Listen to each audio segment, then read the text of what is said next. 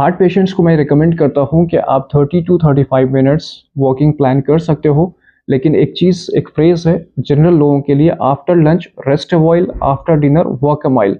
लेकिन ये heart patients के लिए ठीक इसका अपोज़िट है।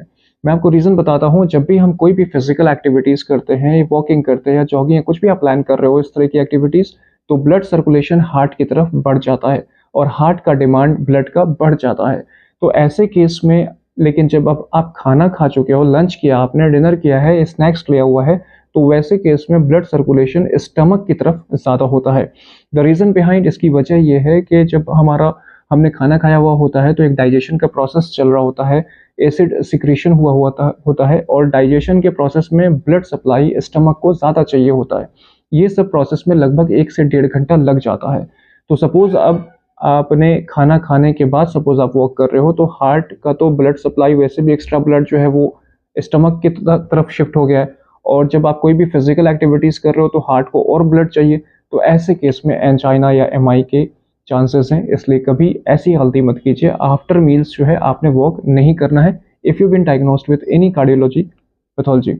तो ये एक इम्पॉर्टेंट है। दूसरा, लोग पूछते हैं कई बार कि सर हमारा स्पीड क्या होना चाहिए, किस स्पीड से हमने वॉक करना है, क्या बहुत तेज़ दौड़ सकते हैं या जॉगिंग करना है या वॉकिंग करना है। तो देखो, मैं हमेशा बताता हूँ कि एक टेस्ट होता है, इसको टीएमटी टेस्ट कहते हैं, ट्रेडमिल टेस्ट है, और इसमें ये चीज़ क्लियर हो जाता है कि कितने हार्ट बीट पर, मतलब कितने पल्स पर ईसीजी चेंजेस आ रहे हैं, एसटी एलिवेशन आ रहा है, या सपोज़ कोई प्रॉब्लम्स आ रही हैं वो कितना, सपोज़ एक मिसाल मान लो 140 बीट्स पर मिनट अगर आपका पल्स है तो उसमें ईसीजी चेंजेस आ रहे हैं, तो आप हमेशा उसमें 15-10 जो है आप पल्स कम रखें।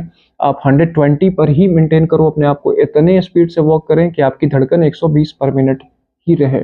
अब आप सोच रहे हो कि सर आखिर कैसे पता चले हमारा जो हम वॉक कर रहे हैं कि जो है धड़कन हमारी कितनी है? तो देखो, बहुत सिंपल सेंसर है। स्ट्रैप वॉचेस आ गए हैं, इलेक्ट्रिकल वॉचेस हो गए हैं, जो आपका पल्स रेट आपको वॉकिंग जॉगिंग के वक्त दिखा रहे होते हैं। तो आप अपना वैसे मेंटेन कीजिए।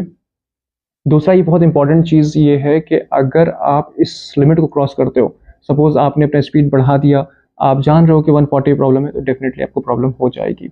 मैं हमेशा एक और चीज़ मैं आपको बताना चाहूँगा, अगर आप टीबीडी से डायग्नोस्ड हो, सपोज़ ट्रिपल वेसल डिज़ीज़ है, ट्रिपल वेसल ब्लॉकेजेस हैं, अगर आपको 10-15 स्टेप्स पे ब्रेथलेसनेस हो जाता है, साँस की दिक्कत होती है, या फिर चेस्ट पेन हो जाता है या चेस्ट हैवीनेस होता है, तो ये तो अभी तो इस सिचुएशन में तो आपको कार्डियोलॉजिस्ट से कंसल्टेशन करने की ज़रूरत है, because right now you needs treatment. यहाँ पे मैं एक रूटीन सेटअप की बात कर रहा हूँ कि आपका हर चीज़ स्टेबल है, आप कार्डियो मेडिसिन पर हो, आप बिल्कुल ठीक हो, तब उस केस में हम लोग कैसे वॉकिंग या जॉगिंग प्लान कर सकते हैं।